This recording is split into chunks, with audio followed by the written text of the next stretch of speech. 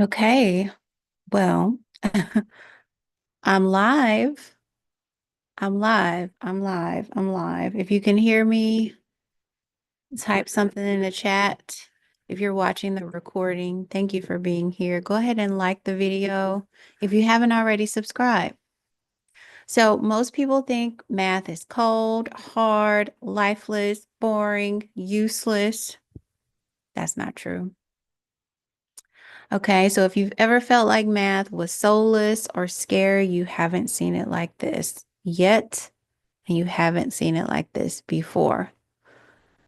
Greetings and welcome. My name is Yennefer, and I'm actually tuning in live on both of my channels. So you might be here on 7 Channels TV with Yennefer My Aunt, or from my new channel called Sacred Algebra, where I talk about math, mystery, metaphor, all sorts of things.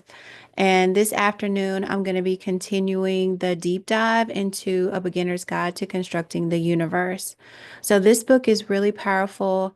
It reveals the deep geometry, some symbolism, intelligence within numbers, like built in sacred intelligence within numbers. um, so it's not just us reading the book, I'm giving my reflections. And it's almost like we're decoding the universe as we read through the book. So,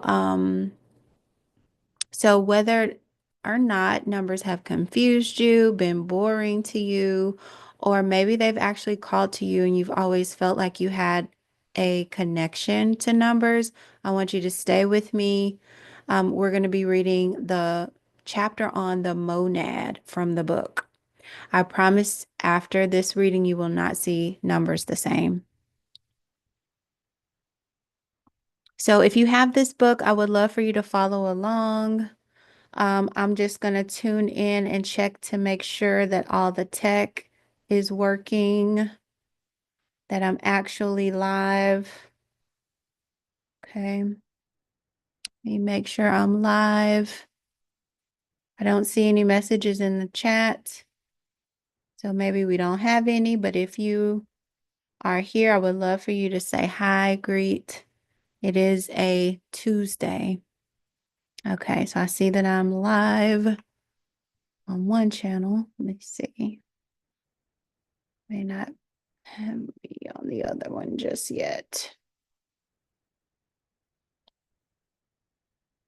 Okay, all right, looks like all good. Okay, so let's get started. If you're new to this series, there is the first video linked in the description. Okay, so in the first video, we actually start with the epigraph, the acknowledgments, and the introduction. And so this is going to be chapter 1, Holy One, the monad. Notice that he starts with the number 1, not the number we call 0. So monad, holy one. You cannot conceive the many without the one. The study of the unit is among those that lead the mind on and turn it to the vision of reality. Plato. One principle must make the universe a single complex living creature, one from all. Everything an Indian does is in a circle, and that is because the power of the world always works in circles, and everything tries to be round. The eye is the first circle, the horizon which it forms is the second, and throughout nature, this primary figure is repeated without end. Ralph Waldo Emerson. It is a fallacy of the old schools to divide man into parcels, elements, thoughts, emotions, intuitions, etc. All human faculties consist of an interconnected whole. All are but parts of one stupendous whole. Whence shall he have grief? How shall he be eluded who sees everywhere the oneness? All right. The circle draws us. In the 14th century, Pope Benedict the 12th was selecting artists to work for the Vatican, requesting from each applicant a sample of his ability. Although the Florentine painter Giotto was known as a master of design and composition, he submitted only a circle drawn freehand, the famous O of Giotto. Yet he was awarded the commission. Why? What's so impressive about a simple circle? Give a young child a crayon and paper and observe what he draws. At the earliest ages, children scrawl lines and zigzags. There comes a time when they discover that a line's end can meet its beginning, and they take delight in the loop. It continues endlessly around and creates an inside separate from an outside. Eventually, they come upon the circle. The circle brings the loop to perfection, so round in every direction. Children love to trace circular objects like cups and cans to achieve the fascinating perfection so hard for a young hand to draw. The discovery and appreciation of the circle is our early glimpse into the wholeness, unity, and divine order of the universe.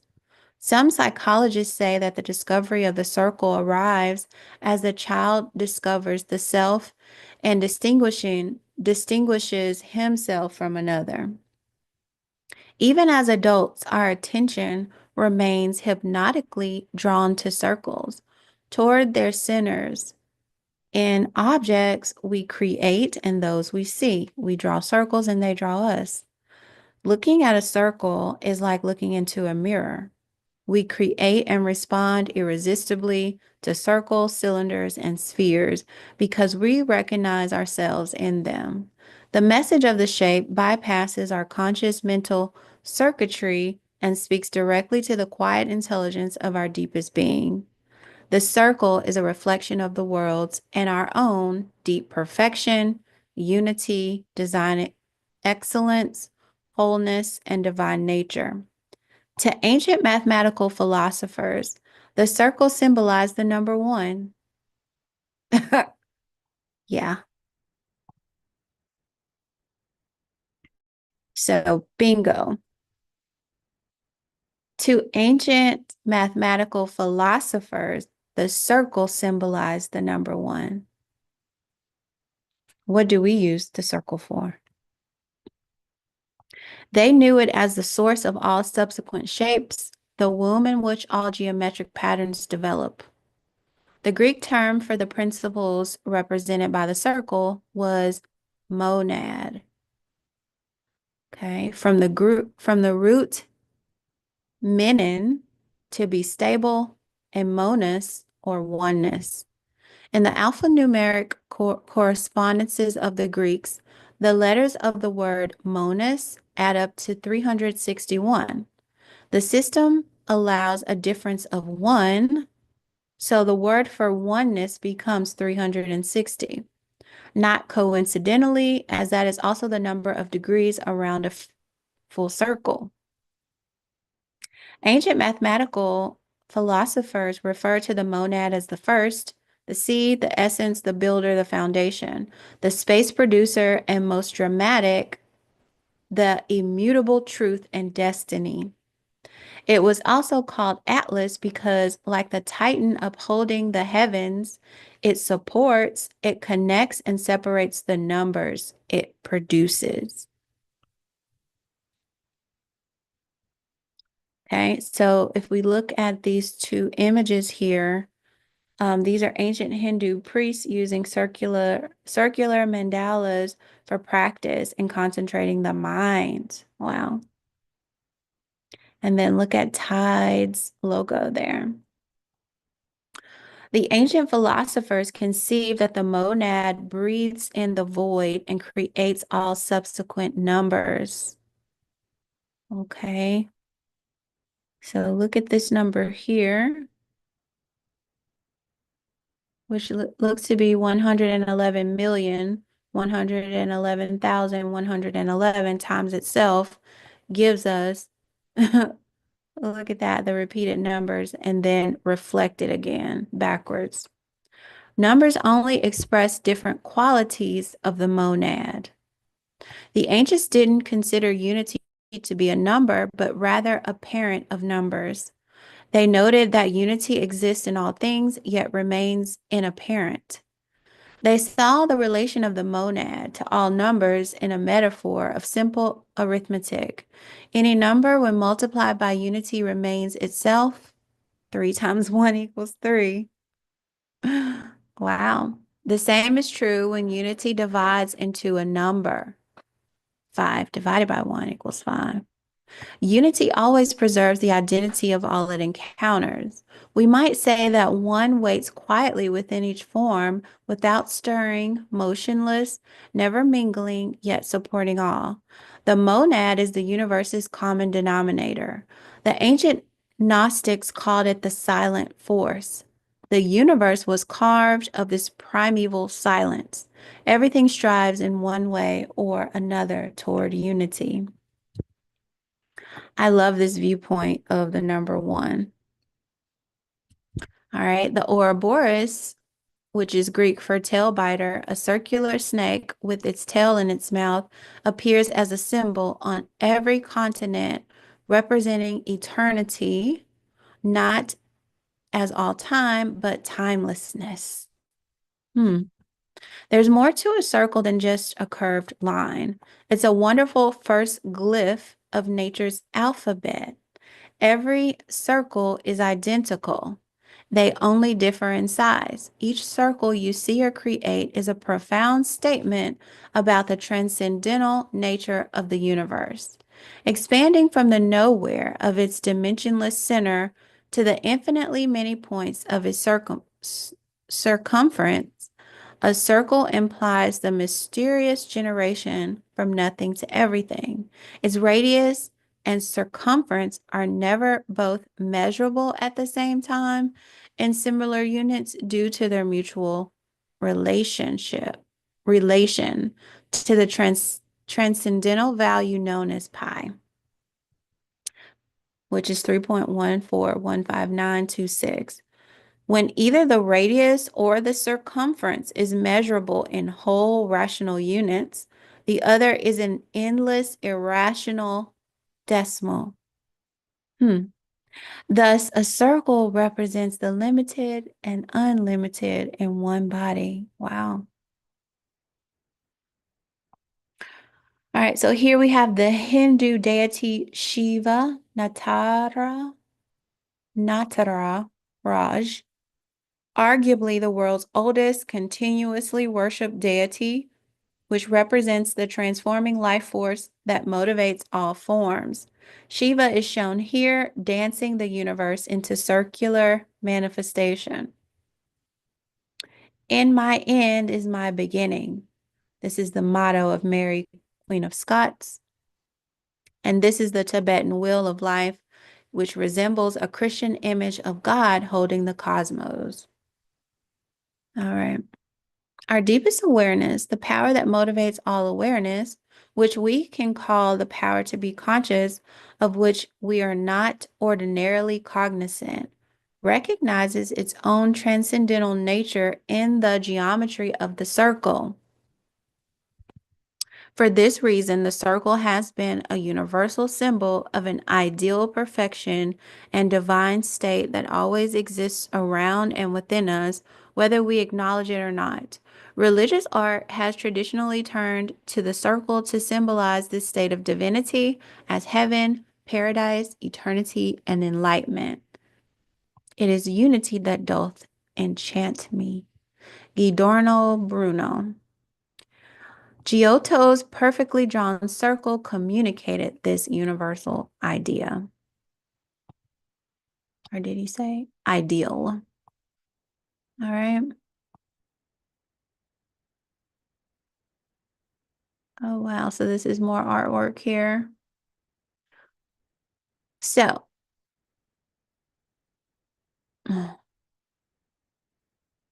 let's keep going. So he gives tips on using the geometer's tool of the compass. Okay, so before we use the 3 classic tools of the geometer, here are some points you should consider. Number one, these three tools, compass, straight edge, and pencil, are ancient, found in various forms in most cultures. Used by artists, architects, and craftspeople, they are both practical and symbolic. Whether you use a metal compass or a string tied to a stick in the earth, these tools represent divine attributes. Treat them with respect. Do nothing unconsciously. Be aware of each action you perform with them. No act in a geometric construction is trivial and without profound symbolism and correspondence to the world's creating process. Don't erase mistakes. Just as we cannot undo life's missteps, leave all marks where you make them and live with them until you can do the construction differently. Wow. Line upon line, here a little and there a little from the Bible, Isaiah 28 and 10. So the compass, the medieval geometers contemplated the compass as an abstract symbol of the eye of God.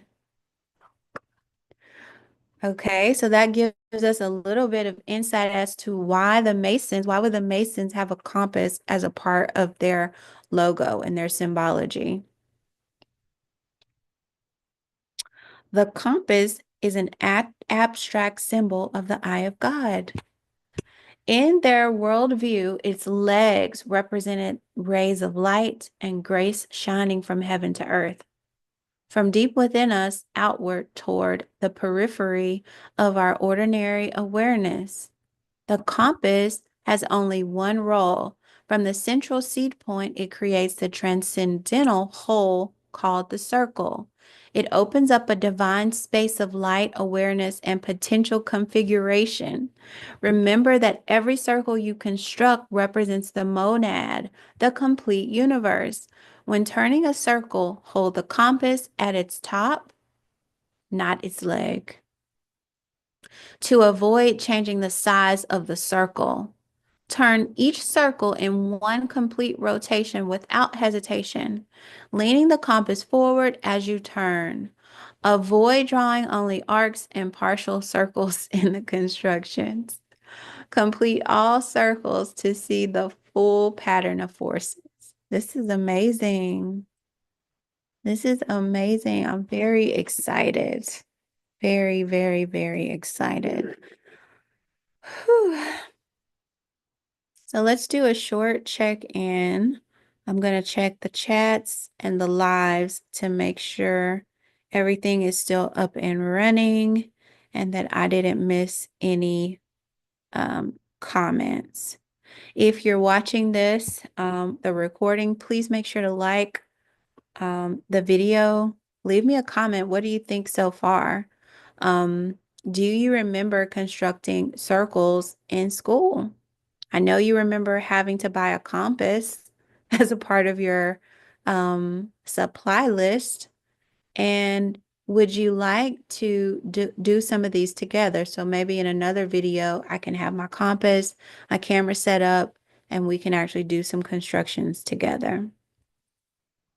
So some of the things that I find interesting so far are this part here that I had highlighted from before, where it says avoid drawing only arcs and partial circles in the constructions.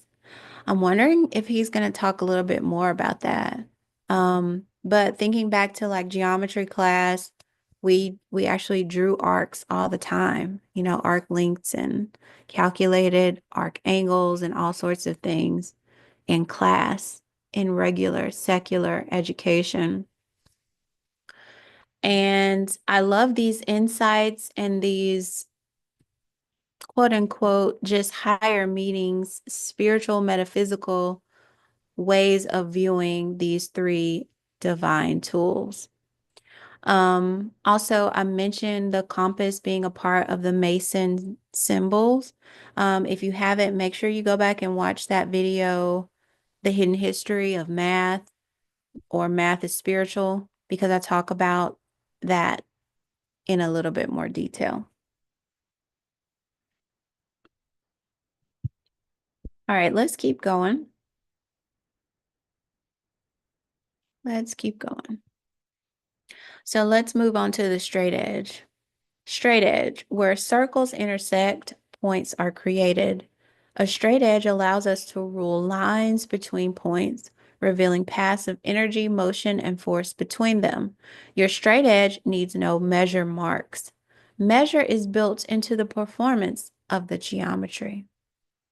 Wow. Now that's new. Your straight edge needs no measure marks. Huh, really? How many straight edges have you seen with measure marks?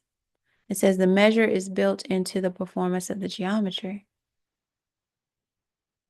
A straight edge allows us to rule lines between points, revealing paths of energy, motion, and force between them. Wow. All right, the edge should be free of nicks. When drawing a line, put your pencil on one point and bring the straight edge against it. Huh. How many times do you put your straight edge down first and then bring your pencil? This says put your pencil on one point and then bring the straight edge against it, pivoting it to the second point. Then put the pencil, actually, I want to highlight that. Then hold on, sorry. Then put the pencil on that second point to test its accuracy against the edge. Hold the straight edge firmly. Draw the line toward yourself in one steady stroke. Imagine the emerging line as a path of energy.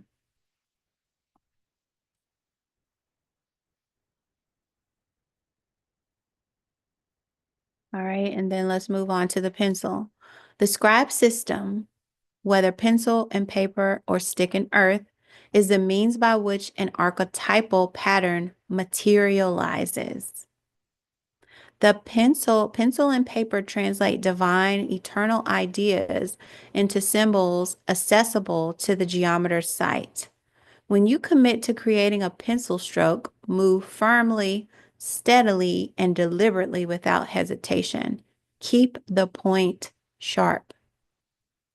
Making a point. Creating one central point from which to radiate a circle is the beginning of all geometric construction. Okay.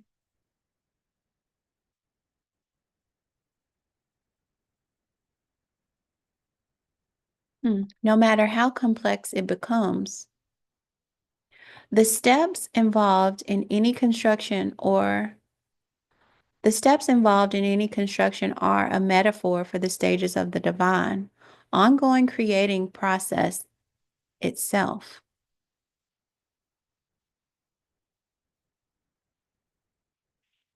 So let's read that again. The steps involved in any construction are a metaphor for the stages of the divine, ongoing creating process itself. Anywhere you place a center, you can scribe a circle and symbolically create the space of the universe itself.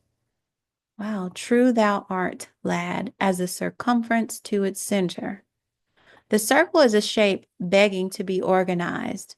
As the value 1 or unit is the parent of all numbers, the circle is the parent of all shapes. All subsequent shapes and patterns will be inscribed within this all-encompassing monad. That's why the world is called a universe. Latin for one turn. OMG. I like that. Let's highlight it.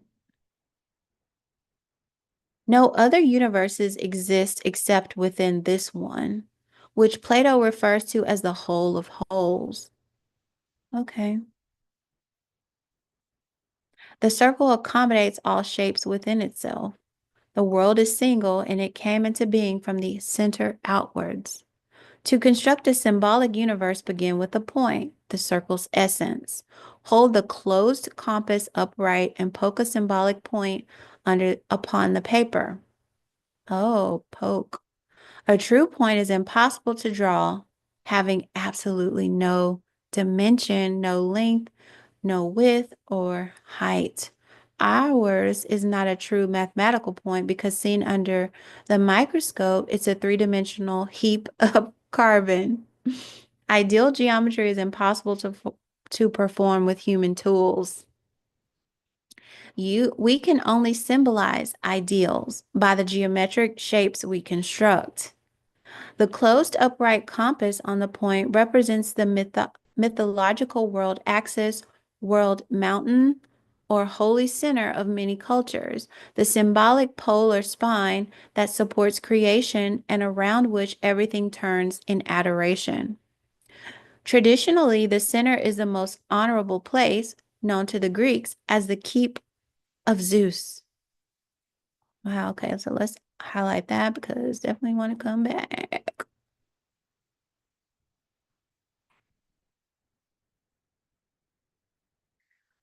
Okay, protector of hearths and boundaries, centers and circumferences.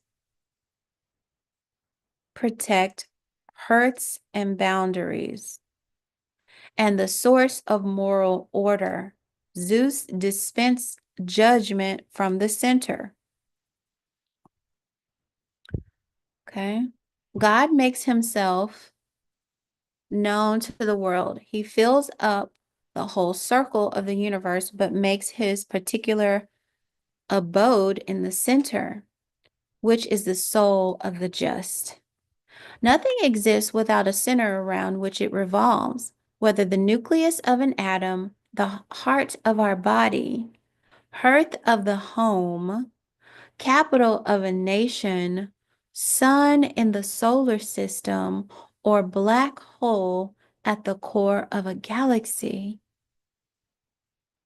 Nothing exists without a center around which it revolves. When the center does not hold, the entire affair collapses.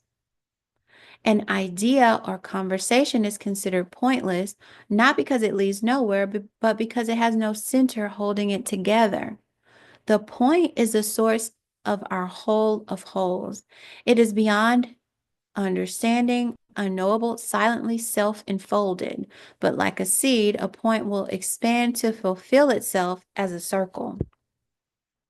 Geometric construction can be used as a form of meditation. Huh. Oh. Ponder the point as a seed enfolding a sacred mystery. Hold that sense of wonder through the full construction. The one Godhead, secret in all beings, all pervading, the inner self of all, presiding over all action, witness, conscious knower and absolute, the one in control over the many who are passive to nature, fashions one seed in many ways. Wow, that's an amazing quote. We can use this approach to symbolic geometry as sacred geometry by experiencing what the construction process symbolizes within us. We can do this by shifting attention from outside to inside, from the page to its viewer. Consider the point as symbolizing your own center. What center? Dancers and gymnasts gracefully work with the body's center of gravity to balance during motion. Undersea divers walk around at the bottom wearing a 20-pound weight at their groin, the center of gravity. Even when sitting motionless, everyone has a psychological center of gravity. The thoughts, emotions, or desires with which we identify and from which we view the world at any given moment. Through meditation and self-contemplation, we can seek a more subtle center. Our higher or deeper self, the power that motivates the actions, emotions, thoughts, and desires. This center of gravity is not in space, but in pure awareness, the place in you now aware of these very words. Wow. Where do you hear these words? You may believe or doubt that there is such a center, but you cannot doubt the power with which you doubt. This power is the motivating power with which we are conscious, identical to the heart of every natural form and symbolized by the center of the circle. It is the seed of our mysterious ability to be aware. Only during psychological stillness, with no mental, emotional, or desire ripples disturbing the quiet pond of awareness within us, can we consciously approach our own deep sacred center. When you mark a point on paper, contemplate it as representing a center of profound awareness about to expand, construct, and motivate the universe. Wow. Okay. So definitely highlighting this. When you mark a point on paper, contemplate it as representing a center of profound awareness about to expand, construct, or motivate the universe.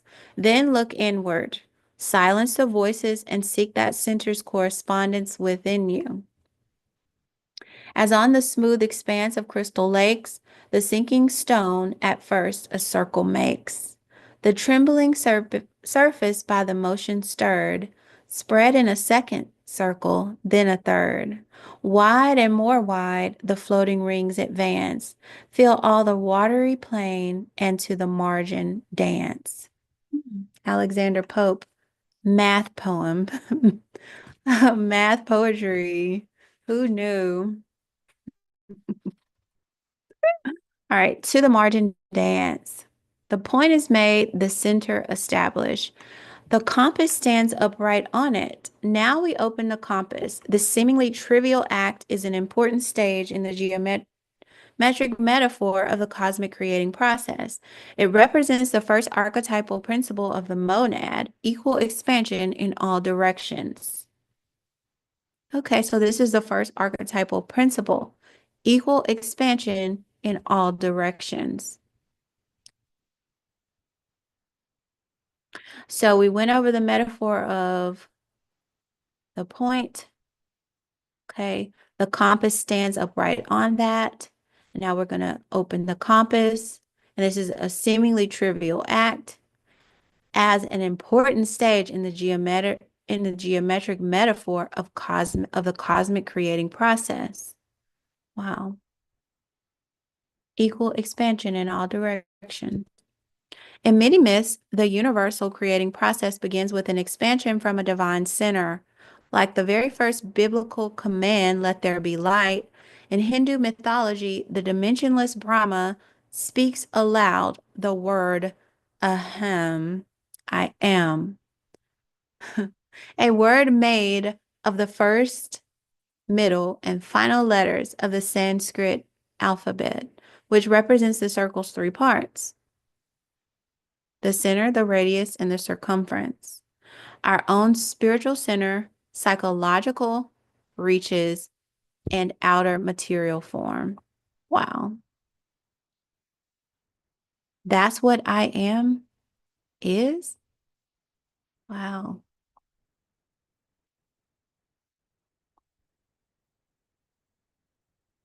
The opening compass represents the first manifestation of God's light and Brahma's voice, illuminating and vibrating the universe into existence as expanding states of self-awareness, which we call nature. All right, you may want to pause and take a look at the images. I'm going to keep reading. Nature's forms represent invisible forces made visible. The force of the circle's equal expansion works through different materials. Tap the side of a round cup of liquid and watch as perfect concentric rings appear and converge to the center. Then pass it and expand outward again. Nature delights in the principle of equal expansion in concentric ripples, splashes, craters, bubbles, flowers, and exploding stars. As you open your compass, consider that you are metaphorically repeating this first principle of the monad, the opening of light, space, time, and power in all directions. The wave is not the water merely told us about the wave moving by. Even the tree stump. Wow. Tree stump. Since plants are composed mostly of water, organized by minerals, it's natural that their growth rings resemble watery ripples expanding very slowly across a pond. All right, the will world. Wow. The wheel world. So there's so that sounds like so much more than what it is when you just look at the words, right? The wheel world, the real world. Behold the world, how it is whirled round. And for it is so whirled is named so. The second principle of the monad is expressed by the circle's rotary motion. Unlike the still center, the circumference speaks of movement. We replicate this universal principle in our geometric constructions whenever we turn the compass around its point and scribe a circle. Symbolized in nearly every culture as a wheel, the circle represents nature's universal cycles, circulations, circuits, orbits, period periodicities, vibrations, and rhythms. Because circles are a principle of the monad, they are all pervasive in the universe. We are thoroughly enmeshed in circles and periodic rhythms, but notice only the most obvious, like our breath and hunger, are the time or season. Okay. And you may want to pause to look at these images here. There's the cycle of development of the bean plant from seed to seed. And then there's the rock cycle. We also on this page have the circulatory system, and the heart is the center of concentric rings. All cycles have rising and declining phases. When one side goes up, the other goes down. This is true on any scale, in turning wheels and in the rising and falling pulse of an emotional burst. The changing amount of daylight through the seasons, the rise and decline of great cultures, and the life cycles of stars. Even the seasons form a great circle in their changing and always come back again to where they were. The life of a man is in a circle from childhood to childhood, and so it is in everything where power moves. Our teepees were round like the nests of birds, and these were always set in a circle, the nation's hoop. Oh, black elk. Observe a rapidly cycling bicycle wheel or ceiling fan. When it revolves slowly, we can see each individual spoke or blade. But when it turns faster, our universe system just cannot register the revolutions as discontinuous. And beyond about 1,550 cycles per second, the spokes and fan appear as a solid disk. Look around at any solid object. Be aware that the appearance of its surface is due to rapidly oscillating atoms, which move so fast as to give our nervous system the impression of a smooth surface. The same is true for our sense of hearing. A card held against turning bicycle spokes or the teeth of a turning gear will produce discrete sounds until the rapidity is such that the sound is perceived as a continuous hum. All senses are fooled by rapid cyclic vibration so that even texture, smell, and taste appear as continuous to our registration faculties. Wow. Illusion of wheels. Observe the spokes of a bicycle wheel as it spins. The ends near the rim are rapid and blurry until the ends near the hub move slowly and are clearly seen. The paradox of the wheel is that the rim actually does spin faster than its hub because while they turn across the same angle, the rim must travel a longer distance in the same time. To do so, it moves faster. Wheels, gears, cranks, dials, knobs, levers, Belts and ball bearings use this property for magnifying, diminishing, and transferring mechanical power. For instance, a revolving door is easier to push towards its outside than near the center pivot. Every process is characterized by cycles. The appearances of the entire world, with all its natural and technological cycles, are images rooted in the archetypal cyclic principle of the monad, represented by the geometer's turning compass. Cooperating with nature requires that we recognize the existence and learn the ways of its omnipresent cycles. All right, so you may want to pause and look at these two images. We have the astronomical cycles here, okay? And then Asar in Greek and English, in Greek and English, Osiris, the Egyptian personification of cycles. No, no arresting the vast wheel of time. That round and round still turns with onward might. My career had begun in Washington and it would end there. I like the idea of a circle being completed. Helen Hayes. The sage is who he has attained the central point of the wheel and proves it without himself participating in the movement and remains bound to the unvarying mean. All right. Cyclic time. Instruments of time reckoning from sundials and calendars to atomic clocks are structural symbols of astronomical, atomic, and biological cycles. Hands of the analog round clock model the apparent path of the sun through the sky, or the Earth's daily spin seen from above the South Pole. Round Aztec calendars and those of other cultures were arranged on the ground as models of their cyclic calendar, socially and symbolically meshing the structure of time with that of space and rounds of agricultural rituals, fairs, and festivals around a circle of locations through the year. All right. The perfect space for a universe.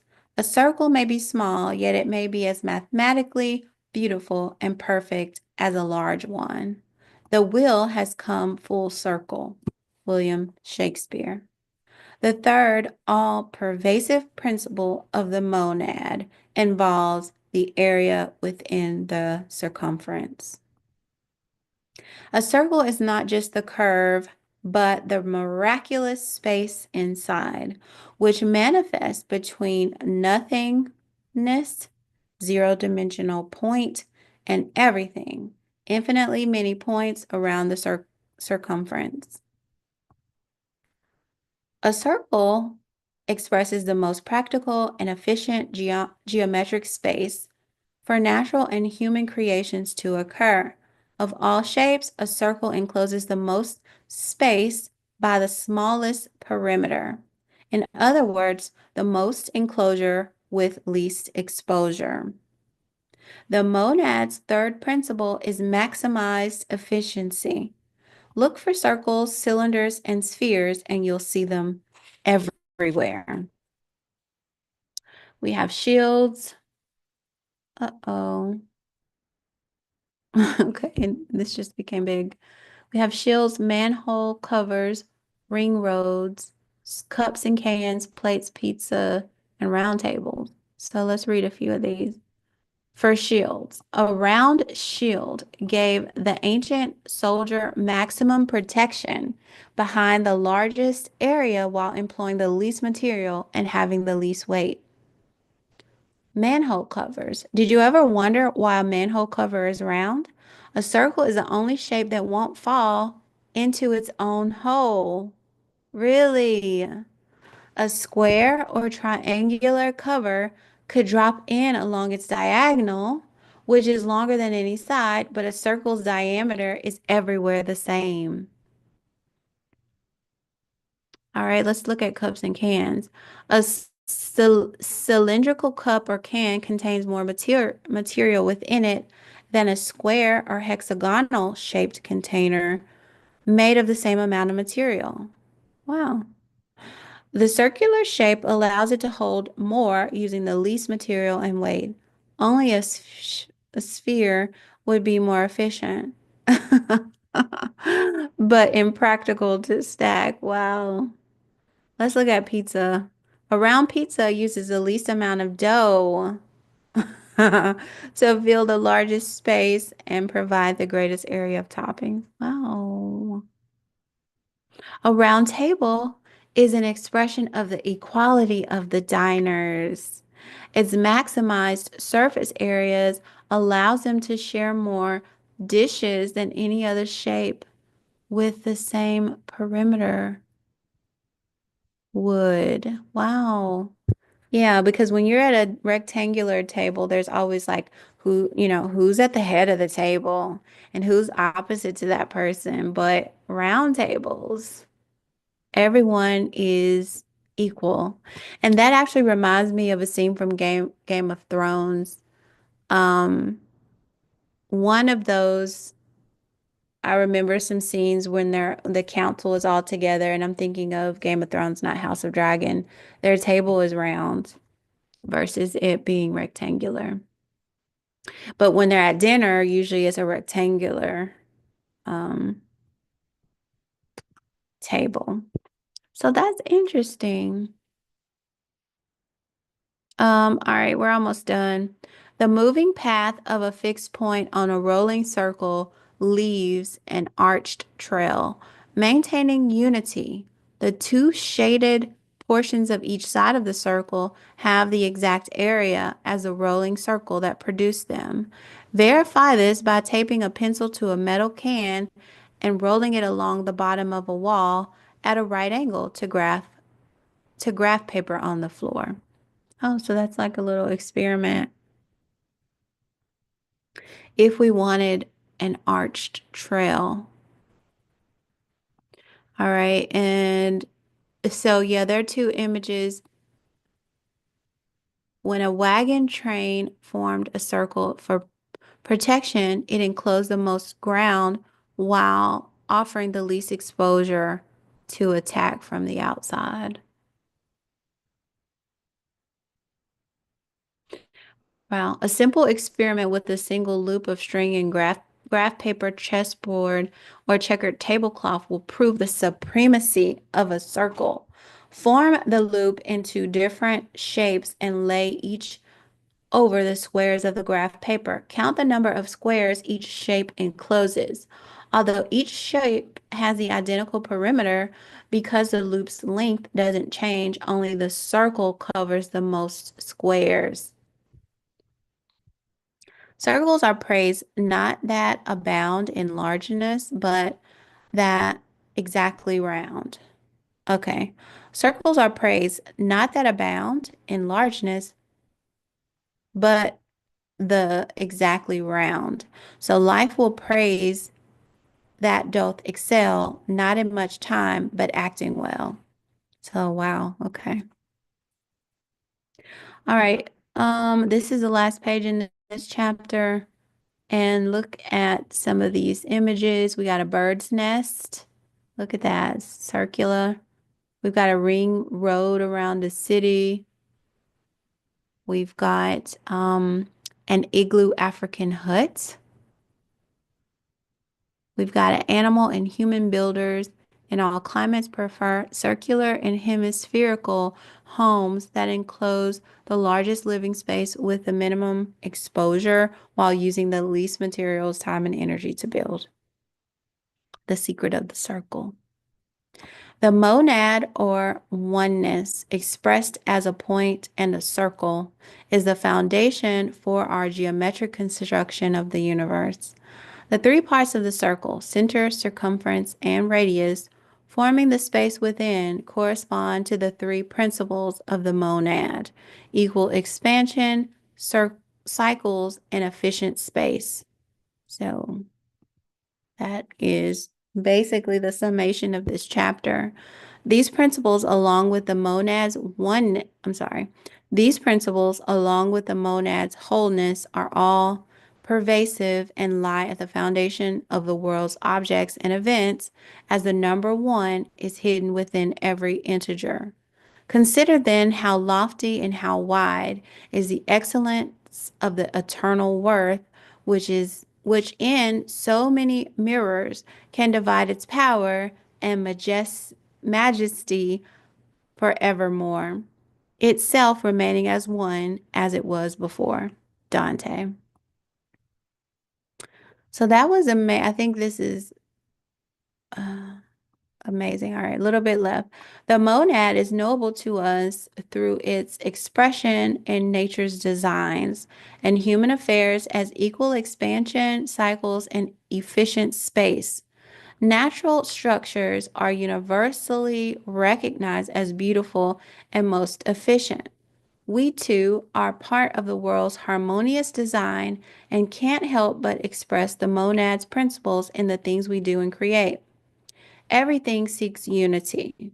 The goal of many religions and mythic ordeals is to return to a lost state of divine oneness.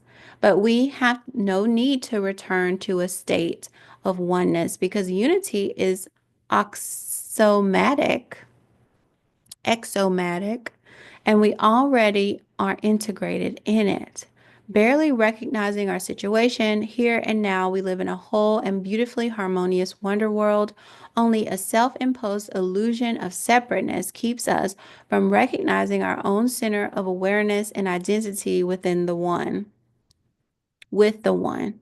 To understand this unity, and ancient mathematical philosophers contemplated the principles of the monad through the arithmetic principles of the number one and by exploring its geometric expression as the circle. All right, so I'm highlighting that, but specifically, actually, I think I might do this part a different color because I really, really want to focus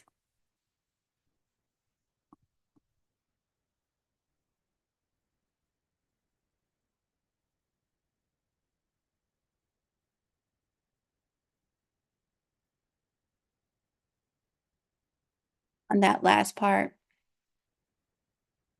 And I think that that's not something that we should tread lightly about because the number one, for some reason, we're using a line segment, and not a circle when this was the original way. So I think that's important note that for reflection. Exile is terrible to those who have, as it were, a circumcised habitation, but not to those who look upon the whole globe as one city. This illusion of separateness is not a direct characteristic of the monad, but requires two-ness. The two and other proceeds from the one for the process of universal construction.